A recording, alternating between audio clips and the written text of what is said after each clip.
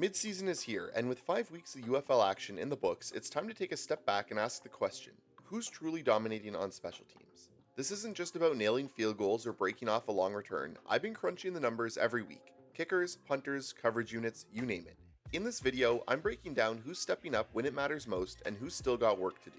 If you've been following my weekly breakdowns, you already know the drill, but if you're new here, drop your favorite special teams play of the season in the comments. I'd love to hear it.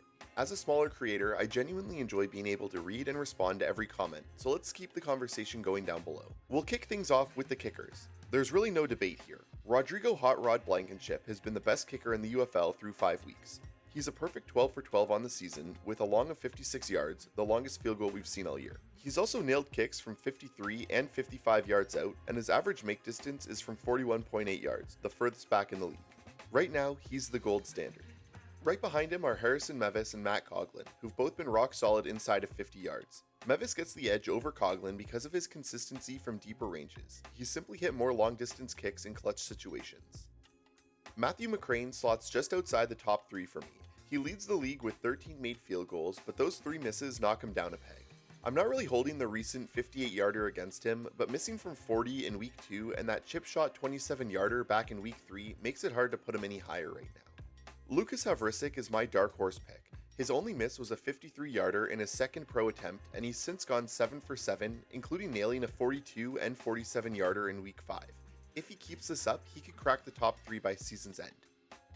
The bottom 3, BT Potter, Chris Blewett, and Tristan Vizcaino, still have a lot to prove. Vizcaino has only attempted 1 field goal so far, while Potter and Blewett both need a strong second half to shake off early inconsistency and climb out of the basement. Alright, field goals are only half the battle. Now let's flip the field and talk punters. I've broken this position into 3 tiers, starting with the top group of 4, the elite. Brad Wing takes the top spot. He leads in gross average, has the highest percentage of punts over 50 yards, and excels directionally with 6 punts inside the 20 and 2 inside the 10, with just 1 touchback being recorded. A big leg and elite ball placement, he checks every box. Sterling Hofrichter isn't far behind. He's been just as good when it comes to flipping the field and arguably even better at avoiding mistakes. He leads the league in net average, has the highest percentage of punts resulting in fair catches, and has yet to register a single touchback, mishit, or out of bounds punt.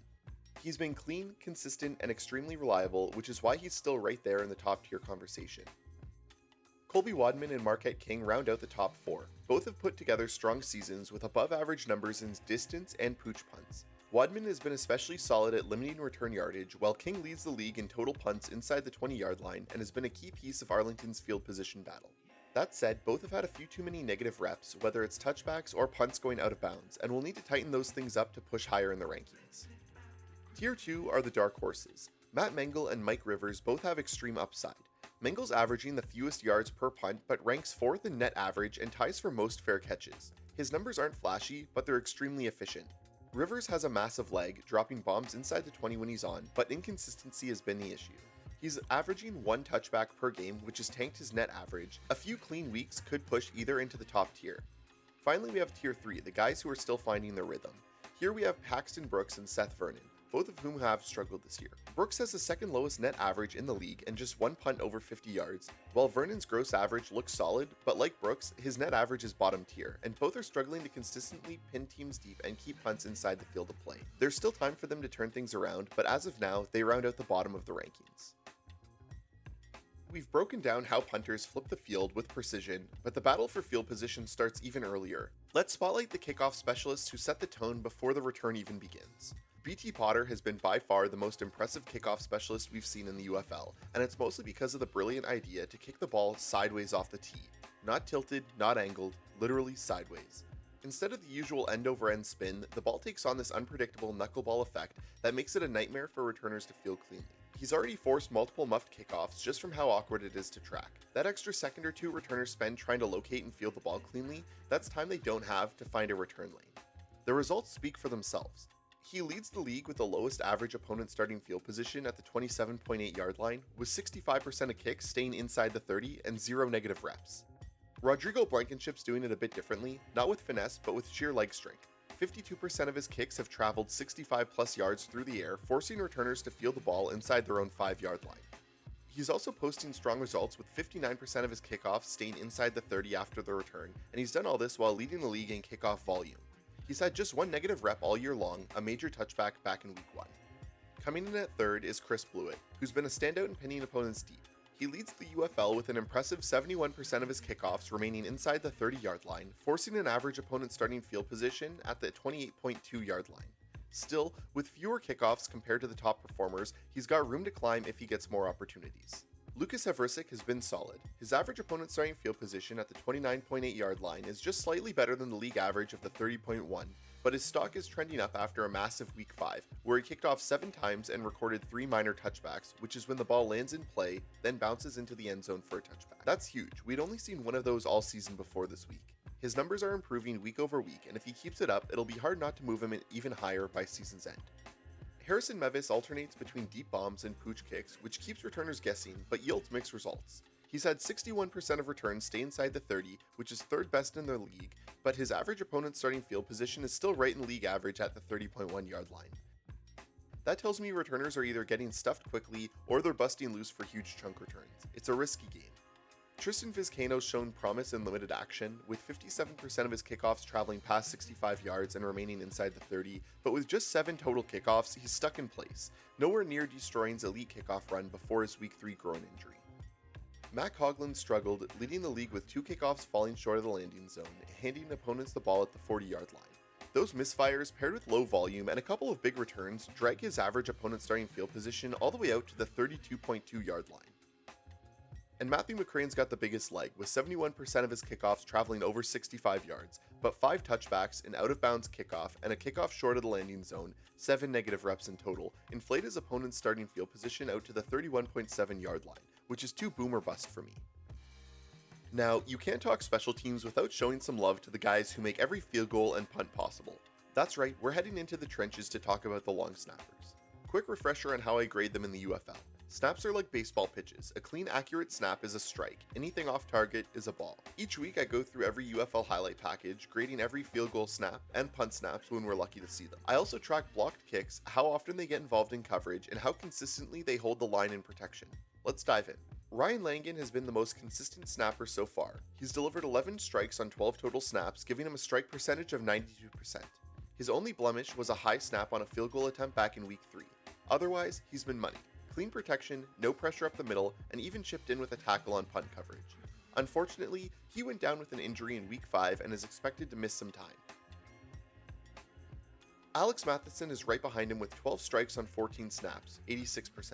He's been rock solid both snapping and blocking. His consistency has helped Rodrigo Blankenship and Sterling Hofrichter have standout seasons, and when your specialists are cooking, the snapper usually deserves some credit too. Jordan Ober continues to do what he does best, snap accurately and hold the unit together. He's hit 8 strikes on 9 snaps, 89%, but slips just behind Matheson due to a lower snap count and one kick that got blocked after a snap of his skimmed the turf. While the block wasn't all on him, it wasn't a great look either. Still, he's been a core piece for the Panthers, who had totally revamped their special teams unit in 2025, though it's worth noting that they've now released him after he landed on the IR in week 5 with what looks like a season-ending injury to his ankle. The Ortiz brothers round out the top 5. Marco comes in 4th with a 75% strike rate. His one ball on a field goal was offset by better punt snaps and a solo tackle on coverage, while Antonio has a 73% strike rate and has been perfect on field goal snaps, but he's struggled with punts. He also has just half a tackle credited to his name, which gives Marco the slight edge. Cameron Lyons is trying to fill Rex Senahara's shoes in San Antonio, and it's been a tough go. He's landed just 5 of 7 field goal snaps and 2 of 3 punt snaps as strikes, good for a 70% total, which is below the league average of 74%. Even outside of the highlight packages, he's looked shaky, and I'm not sure how confident I am in a bounce-back performance. Turner Bernard has had a rough season. He's thrown 7 strikes on 11 snaps, a 64% total strike percentage, and week 5 was especially brutal. He had 3 field goal snaps, all graded as balls. He's also had a hand in a blocked kick where pressure came right up the gut. The left guard got flattened, so it wasn't all on Bernard's fault, but he didn't help at all. Trey Berry comes in last. He's only delivered 9 strikes on 17 snaps, just 53%, the lowest strike rate in the league. Yes, he has 2 tackles on coverage teams, but a long snapper's first job is to deliver an accurate snap, and right now, he's not doing that. I've been calling for DC to bring in some competition, but it doesn't look like that's happening, so we'll have to wait and see how things improve as the season rolls on. Holding is one of the most overlooked parts of field goals, and it's something that I've been trying to bring more attention to over the past year. As you'll see, the holder's stats are largely tied to how accurate their long snapper is, but how they respond to bad snaps can make or break a kick. Paxton Brooks is my top holder in the UFL so far, and I expect that to continue unless something changes at the snapper position. He's handled 6 off-target snaps, 5 high, and 1 to the inside, and he's managed to get all of them down cleanly for McCrane to attempt. 5 of those kicks were made, the one miss coming after a wobbly snap with the laces that were initially facing backwards, and although Brooks spun it around, the timing was off just enough that McCrane pulled it wide left. Still, great work under pressure. Matt Mengel jumps into the second spot after a busy week 5. He's had to reach into the sky for 3 high snaps, all of which he brought down and set up for Coughlin. One of those attempts, a 57-yarder, went wide right, but the hold was clean. You can't ask for much more. Brad Wing and Sterling Hoffrichter have both wrangled in 2 errant snaps. Wing's been dealing with low snaps and has had to pick them up off the turf, which takes quicker hands than snagging a high ball like Hoffrichter has done. But both guys have done a solid job getting the ball down cleanly so their kickers can do their thing. Seth Vernon, Colby Wadman, and Mike Rivers have each faced one bad snap and have handled it well. Marquette King, on the other hand, is living the easy life. He hasn't faced a single errant snap all season. Must be nice. Now, let's talk about the returners, the guys who can take a routine play and turn it into absolute chaos in the best way possible. We'll break it down into 3 categories: kickoff returners, punt returners, and a new one for this year, missed field goal returners. Here's my top 10 list of kickoff returners so far.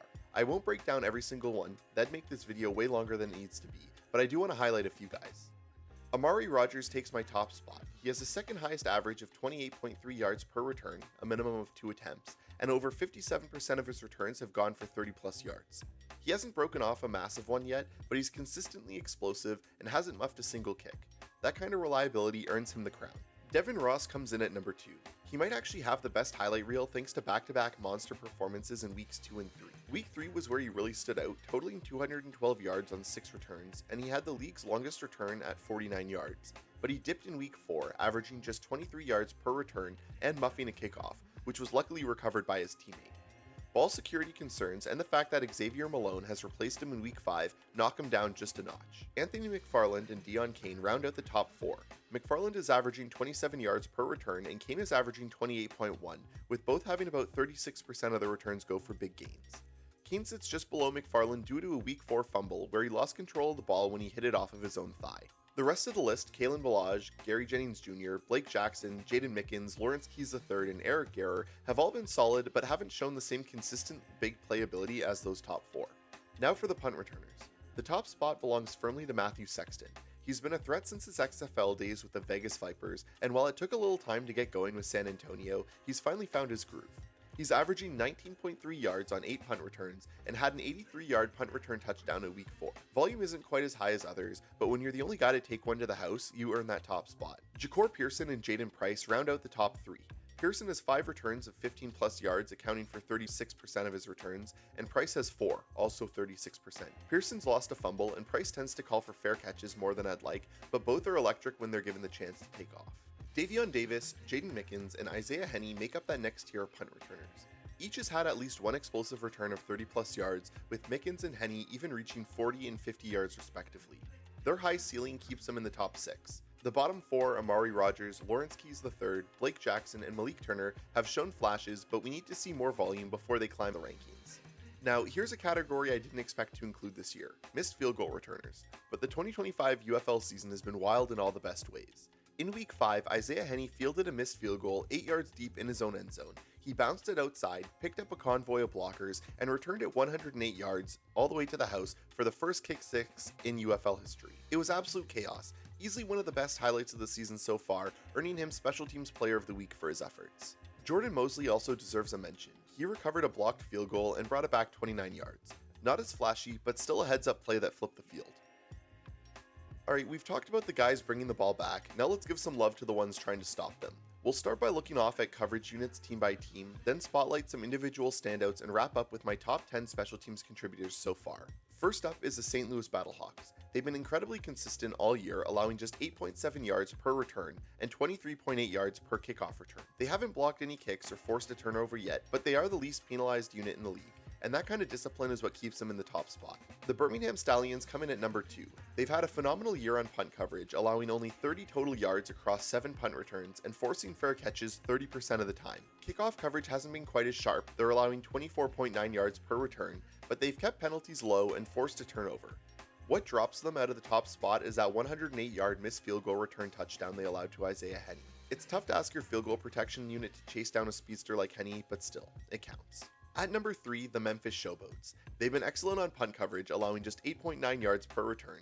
Kickoff coverage has been average at about 23.9 yards per return, and while they've taken 8 penalties on special teams, their success in punt coverage and a forced turnover keeps them firmly in the top 3.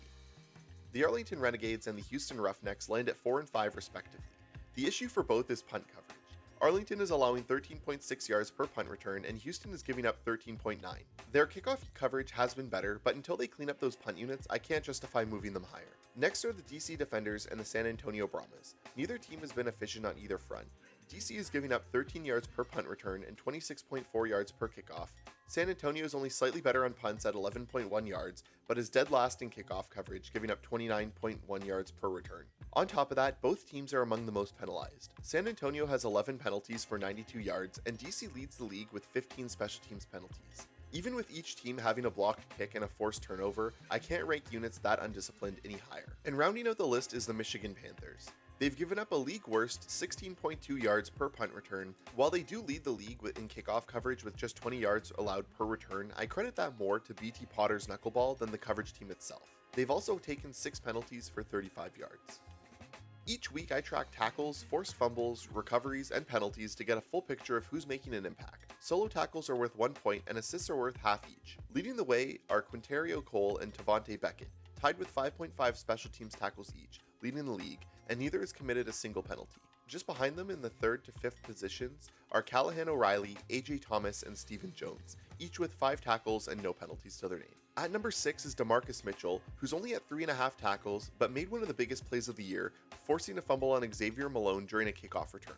Jameer Jones and Eli Walker sit 8th and 9th with 4.5 tackles apiece, slightly below the 2 forcing fumbles.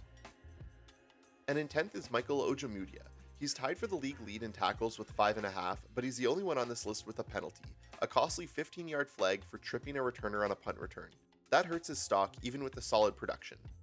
That wraps up the midseason special teams power rankings for the UFL. Every snap, every kick, every return accounted for, but now's when it really gets fun. These rankings aren't locked in, and the second half of the season is where reputations are built or broken. These rankings will shift as the season goes on, and I'll be tracking these specialists every step of the way. If you want more breakdowns like this, with stats you won't find anywhere else, check out my last video or stick around for whatever I've got planned next. In the meantime, I hope you leave something in the comments. Any critiques are welcome. You can email me, or you can even reach out to me over on Twitter. Either way, thanks for watching Between the Goalposts, and have a good day.